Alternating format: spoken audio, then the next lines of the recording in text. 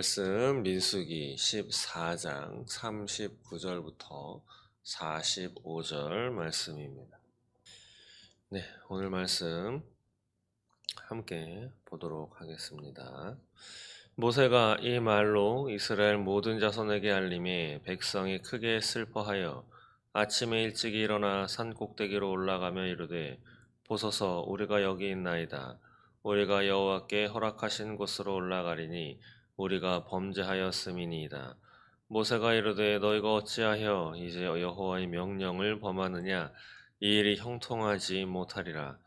여호와께서 너희 중에 계시지 아니하니 올라가지 말라. 너희의 대적 앞에서 패할까 하노라. 아말렉인과 가나안인이 너희 앞에 있으니 너희가 그 칼에 망하리라. 너희가 여호와를 배신하였으니 여호와께서 너희와 함께하지 아니하리라 하나 그들이 그래도 산 꼭대기로 올라갔고 여호와의 언약궤와 모세는 진영을 떠나지 아니하였더라.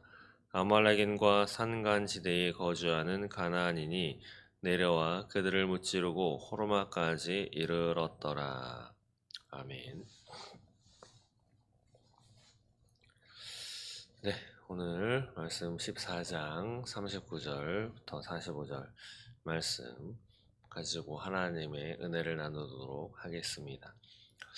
어제는 하나님께서 이스라엘 백성들에게 죄악 때문에 화가 나셔서 이제 그 진노의 명령, 그 처벌, 형벌을 내리시는 것이죠. 너희들의 모든 시체, 20세 이상 된 사람의 너희 시체가 이 광야에 엎드러질 것이다. 언제까지? 40일 동안 정탐한 그날 일수를 하루를 1년으로 쳐서 40년 동안 너희가 너희의 죄악을 담당해서 너희 그 20세 이상 사람들은 2명 빼고 몽땅 죽을 것이고 그 20세가 안 된 아이들은 내가 데리고 들어갈 것이지만 40년 동안 너희의 죄악을 담당해서 그 광야를 40년을 돌아다니게 될 것이다 라고. 그리고 12명 중에 10명의 정탐꾼, 하나님의 믿음의 눈으로 바라보지 못하고 눈앞에 보이는 그 상황만을 가지고 자신들의 두려움을 갖고 많은 이스라엘 백성들을 모세를 이제 반역하고 그것은 곧 하나님을 반역하게 만든 것이죠. 그들은 하나님 앞에서 재앙으로 죽임을 당하게 되는 그러한 내용이었습니다. 이스라엘 백성들은 장정만 60명, 그 부인들까지 하면 120명, 자손들까지 하면 약 200만 명에서 300만 명이라고 하는 그러한 큰 인구.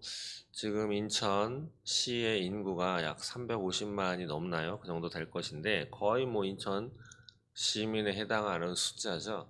200만에서 300만이라고 하는 숫자도 추정치기 때문에 정확하진 않습니다. 거의 거의 인천 시민에 가까운 숫자가 광야를 40년을 돌아다니는데 한번 계산을 해봤습니다. 장정이 60만이라고 했죠. 여기서 장정들이 다 결혼을 했다고 가정을 했을 때 더 많을 수도 있지만 거의 한 120만 명, 40년 동안 120만 명이 죽어나가는 겁니다. 대략 계산을 해보니까 하루에 거의 100명 이상이 죽습니다. 하루에 100명 이상이 죽는다라고 하면 매일 곡소리가 나는 거죠. 이스라엘 백성들은 어땠을까요? 앞으로 매일 거의 하루도 빠짐없이 거의 100명의 집안에서 곡소리가 나는 겁니다. 안식일 날은 죽지 않는다라고 한다면 그 전날 아니면 안식일 다음 날, 이들은 이때는 안식일을 지켰기 때문에 그 다음 날은 거의 2배가 되는 거의 200명이 죽어나가는 그러한 곡소리를 들어야 하는 형벌을 받게 되는 거죠. 그래서 39절에 이러한 모세의 모세가 전한 하나님의 그 형벌의 말씀이죠. 이것을 들은 이스라엘 모든 백성이 크게 슬퍼했다, 크게 비통해했다라고 39절은 말씀하고 있습니다. 그러면서 40절에는 이들이 하나님의 허락 없이, 하나님의 허락 없이 우리가 하나님께서 허락하신 그 땅으로 우리가 가겠습니다. 우리가 범죄했습니다. 우리가 그 땅을 차지하러 가겠습니다. 예. 그랬더니 모세가 이번에는 말립니다. 무엇이라 말르냐? 41절에 보시면 모세가 이르되 너희가 어찌하여 이제 여호와의 명령을 범하느냐? 이 일이 형통하지 못하리라. 하나님께서는 그들이 부정적인 보고, 믿지 않는 불신앙의 보고를 따라서 모세와 또 하나님을 원망, 불평한 그 사실을 가지고 너희가 40년 동안 광야를 돌아다니게 될 것이고 싹 다 죽게 될 거야 라고 이야기를 하셨죠. 그런데 이들이 가나안 땅, 그 땅을 정복하러 간다고 한다면 하나님이 명령하신 40년 동안 돌아다니면서 너희의 시체가 광야를 뒤덮게 될 것이다 라고 했던 그 말씀에 거역하는 거죠. 그 처벌을 피해가고 싶은 그런 인간적인 욕심으로 가나안 땅을 쳐 들어가겠다라고 하는 것은 또한 하나님의 두 번째 명령을 어기게 되는 것입니다. 그래서 모세는 이 일이 형통하지 못할 것이다. 그러면서 분명한 이유를 다시 이야기하죠. 42절부터 보시면 하나님 여호와께서 너희 중에 계시지 아니하니 올라가지 마라. 가봐야 쓸데없다. 너희가 대적 앞에서 패할 것이다. 라고 합니다. 그러면서 43절 아말렉인 가나안인이 너희 앞에 있어서 그들의 칼에 너희는 망하게 될 것이다. 너희가 여호와를 배반하였기 때문에 하나님 여호와께서 너희와 함께하지 아니할 것이다. 모세는 극구 말립니다. 먼저에는 하나님을 말리죠. 이스라엘 백성들 싹 다 죽이고 모세 너를 통해서 다시 나라를 내가 일으켜 세우겠다라고 한 하나님의 그 말씀에 모세가 여러 차례 뜯어 말립니다. 세상 사람들이 하나님을 조롱할 것입니다. 인정하지 않을 것입니다. 이번에는 이스라엘 백성들 하나님의 말씀을 거역하고 우리가 가나안을 정복하러 들어가겠다라고 하는 이스라엘 백성들을 말립니다. 너희가 하나님을 배반하고 그렇기 때문에 하나님이 너희와 함께하지 않는다. 그래서 너희가 지금 올라가 봐야 승리하지 못하고 도리어 가나안 주민들에게 패할 것이다. 그럼에도 불구하고 이들은 44절, 45절 보시면 산꼭대기로 올라가 전쟁을 치르게 됩니다. 근데 여기에 44절에 분명히 또 이 얘기하죠. 여호와의 언약궤와 모세는 진영을 떠나지 아니하였더라. 결과는 45절 가나안인이 내려와서 그들을 무찌르고 호르마까지 이르렀더라. 호르마는 저주, 진멸이라고 하는 뜻을 가지고 있습니다. 이스라엘 백성들 하나님의 말씀을 어기니 저주를 받고 진멸당했다. 참으로 성경의 구절은 하나하나 허투루 쓰여진 것이 없습니다. 오늘 이 말씀을 통해서 우리가 깨닫게 되는 것은 무엇인가? 하나님의 말씀에 따라 행동하지 않는 것은 패할 수밖에 없다. 또 당장은 패하지 않는다 하더라도 그것은 하나님이 주시는 것이 아니기 때문에 하나님이 허용하신 것이 아니기 때문에 또 다른 부작용, 단순한 부작용이면 모르되 또 다른 어려움, 고난 이런 것들이 당하게 될 거다라고 하는 거죠. 모세의 말을 어기고 전투에 나갔던 이스라엘 백성들 생각나는 사건이 있지 않습니까? 먼 훗날의 이야기이지만 이스라엘 백성들 왕을 달라 해서 왕을 얻었고 그 첫 왕 사울이 또 하나님의 말씀을 거역했죠. 그 이후에 일어난 다윗, 그 후에 솔로몬도 하나님의 말씀을 어기고 처첩 1000명을 두었습니다. 그랬던 솔로몬, 말년에 하나님을 떠났지만 하나님은 다윗을 보아서 솔로몬은 그냥 평안하게 죽음까지 맞이하게 하였지만 솔로몬의 아들인 르호보암 그리고 솔로몬의 신하였던 애굽으로 도망갔었던 여로보암에게 남북으로 나뉘어서 나라를 쪼개버렸습니다.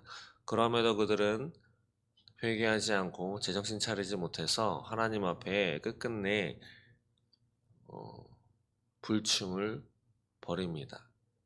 하나님을 아프게 했죠. 죄를 저질렀습니다. 그 죄의 대가로 북이스라엘은 아수르 그리고 이후에 남유다까지 바벨론에 잡아먹히게 되는데 그때에 아수르와 이어서 찾아오는 바벨론의 그 침략 앞에 예레미야는 하나님의 형벌이다. 너희의 죄악 때문이니 그들에게 반항하지 말고 그냥 순종하고 그 땅에서 하나님을 생각하면서 그들의 왕을 위해 기도하며 지내야 한다라고 이렇게 하나님의 말씀을 전했습니다. 다른 많은 사람들, 많은 선지자들은 아니다. 하나님은 우리를 선택했고 우리는 하나님의 선택받은 백성이다. 그래서 우리는 이방인에게 절대 끌려가지 않을 것이다. 왜냐하면 하나님이 우리를 보호하시기 때문이다. 그러나 결과는 어땠습니까?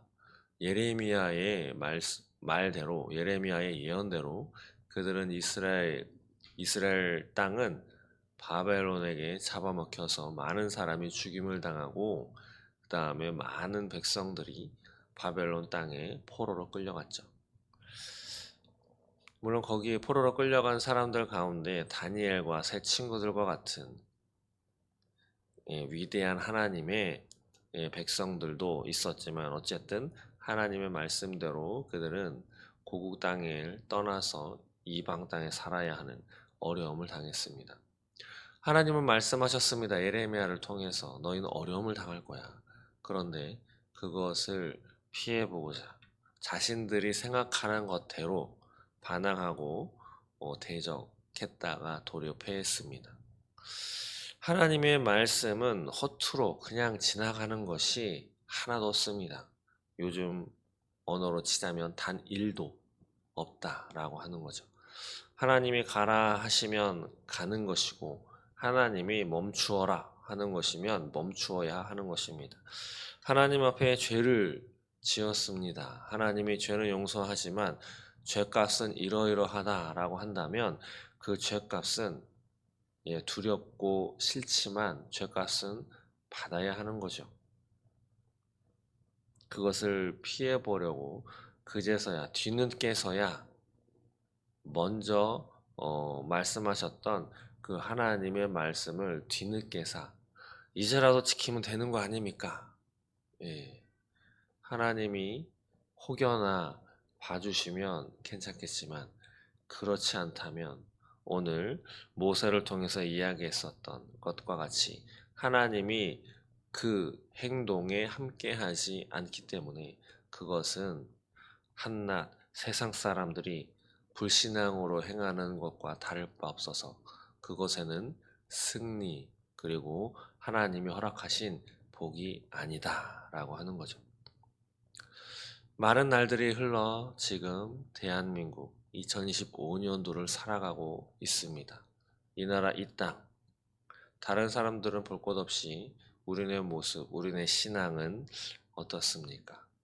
많은 생각을 하게 되는 고민을 하지 않으면 그냥 살아가기 쉽지 않은 오늘입니다. 삶의 어려움은 왜 왔을까요? 이 나라의 어려움은 왜 닥쳤을까요? 얼마 전에 있었던 산불은 왜 일어났을까요? 이 나라의 대통령은 왜 탄핵이 됐을까요? 인간적인 눈으로 보자면 여러 가지 국제 정세와 함께 이 나라에 침투한 많은 이상한 사상을 가진 사람들의 또 선전선동, 예, 그리고 설치고 돌아다니는 간첩들, 그리고 중국에서 들어온 많은 그런 마수와 같은, 저 북한에서도 보낸 마수와 같은 그러한 사람들, 또 정치적인 공세와 함께 여러 가지 것이 맞물려서 이렇게 되었다. 많은 시세, 정세에 대한, 그렇게 바라볼 수 있을 것입니다. 그러나 우리는 신앙인이죠. 우리 눈에 보기에는 그런 원인이 있겠지만 하나님, 예수님이 말씀하신 것과 같이 참새 한 마리 떨어지는 것도 하나님이 허용하지 않으시면 일어나지 않는다 라고 예수님도 말씀하셨듯이 우리나라가 이 지경이 된 것은 하나님 앞에 우리가 어떠한 죄악을 있기 때문은 아닐까 싶습니다. 하나님은 이 나라를 한 사람을 통해서 신앙의 나라, 자유의 나라, 예수의 나라가 되는 것이 이 나라가 잘 되는 것이다 라고 기치를 올렸던 초대 대통령 이승만의 그러한 하나님과의 그 언약, 우리는 그것을 기억하지도 못하고, 따라서 행하지도 못하고 그냥 우리가 열심히 했기 때문에, 어떠한 사람이 잘났기 때문에, 기회를 잘 탔기 때문에, 그리고 받은 복을 누리기만 하고, 예, 이것을 어떻게 써야 하는지, 또 어떤 마음으로 또 지켜야 하는지 생각하지 못한 채 그냥 누리기만 하고, 내 자신과 우리 자손들의 안락만을 위해서 살아왔던, 그리고 하나님 앞에 수많은 죄악을 믿는 우리들이 먼저 그렇게 살아온 결과물은 아닐까 싶습니다. 하나님을 바라보아야 합니다. 하나님 마음에 들어야 하는 것이죠. 하나님의 말씀대로 행해야만 우리는 정말 인간답게, 하나님의 사람답게, 하나님이 운행하시는, 하나님이 인도하시는 그러한 나라 세워질 줄 믿습니다. 6월 3일 대통령 선거가 있습니다. 누구를 지지하실런지는 자유이지만 하나님의 사람, 하나님이 허락하신 나라는 분명히 사회주의, 공산주의는 아닐 것입니다. 자유, 민주주의 국가일 것이죠. 그래야 신앙의 자유가 보장이 되고 하나님, 예수님을 마음껏 믿으면서, 마음껏 전하면서, 그리고 마음껏 세계 만방에 예수의 이름을 전하며 살아갈 수 있는 그런 사명의 나라, 사명의 인생이 가능하기 때문에 그것이 하나님이 원하시는 예수의 나라인 것입니다. 그러나 이 나라의 부정선거에 수많은 증거물들과 함께 여러 가지 일들이 지금도 있습니다. 홍콩은 넘어갔죠. 베네수엘라도 넘어갔고. 그 나라의, 그 도시의 지금 현실의 삶을 엉망입니다. 나라를 위해 기도해야 합니다. 우리의 삶을 위해, 우리의 신앙을 위해. 이 나라의 정치 지도자들, 나라의 위에 있는 권세자들, 또 이 나라 뒤에 있는 흑암의 권세, 천상천하에 움직이는 그러한 권세들을 위해서, 영적인 권세를 위해서 기도해야 할 것입니다. 하나님이 이 나라를 지켜주시도록, 하나님이 이 나라를 뒤덮고 있는 어둠의 영의 권세들을 물리쳐 주시도록, 아니 내쫓아 주시도록, 또 우리가 그것을 위해서 먼저 회개해야 할 것입니다. 우리 기독교인들이 먼저 회개해야 할 것입니다. 하나님이 함께 하셔야만 이 나라도, 우리가 살아가는 삶의 터전도, 우리의 신앙도 지킬 수 있습니다. 기도하겠습니다. 하나님 감사합니다. 어리석은 이스라엘 백성들, 이스라엘 자손들은 하나님의 말씀을 따라 행하지 않고 자신들의 생각, 자신들의 욕심, 처벌로부터 벗어나고자 하는 그들의 탄식, 하나님이 그들을 보시고 받으신 그 원망과 불평이 또한 우리가 행한, 제가 행한 원망과 불평의 소리를 하나님 듣게 만들어 죄송한 마음입니다. 주님, 어리석은 이스라엘 자손을 향한 탄식이 또한 저와 우리를 향한 하나님의 탄식임을 깨닫게 됩니다. 우리들의 감정과 저의 고집을 예수의 십자가 앞에 철저히 내려놓고 하나님이 지금 이 시간 나에게, 우리에게, 이 나라에 원하시는 것이 무엇인지 그것에 집중하게 하시고 하나님의 뜻에 우리의 마음과 행동을 집중하여 하나님이 허락하신 그 하늘의 복의 기쁨을 누리는 오늘을 살게 하옵소서. 또한 예수의 부활을 오늘도 바라보며 나도 부활에 참여한 하나님의 백성임을 믿음으로 고백하며 이 나라를 위해 또 하나님 나라를 위해 하나님의 뜻이 이 나라에 세워지기를 위해 기도하는 오늘 될 수 있도록 주님 인도하여 주옵소서. 또한 함께 예배하는 우리 박경화 집사님과 최양 성도님 또 그 자녀들 함께 하여 주셔서 아버지의 은혜를 누리며 하나님께서 허락하신 인생 가운데 선택받은 것으로만 만족하지 아니하고 하나님 앞에 올곧게 나아가 하나님을 경외하는 그러한 인생이 되어서 하늘의 복을 충만히 누리며 이 나라를 위해 기도하며 또 자신을 위해 기도할 때 하나님이 함께하여 주실 줄 믿습니다. 하나님, 오늘 이 시간 지켜주시고 붙들어 주셔서 하늘의 복을 누리며 하늘의 상급을 바라보고 인간의 눈이 아닌 믿음의 눈으로 하나님의 역사를 바라보며 체험하며 걸어가는 우리 집사님 가정 될 수 있도록 하나님 인도하여 주옵소서. 감사합니다. 예수님의 이름으로 기도드립니다. 아멘.